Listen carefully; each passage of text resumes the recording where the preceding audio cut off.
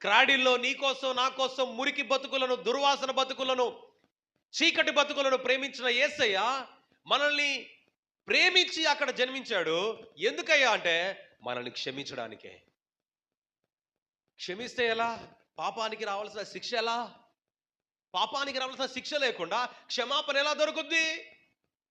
Yes, ఆయన పుట్టిందే నీ కోసం నా కోసం.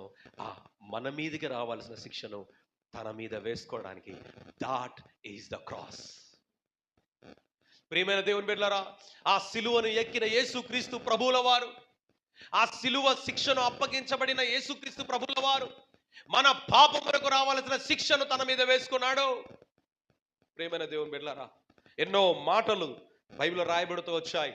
మార్కు సువార్త 10వ అధ్యాయం 45వ వచనం, ఆయన పరిచారము చేయించుకున్నట్టుకు రాలేదు కానీ అనేకులకు క్రయధనం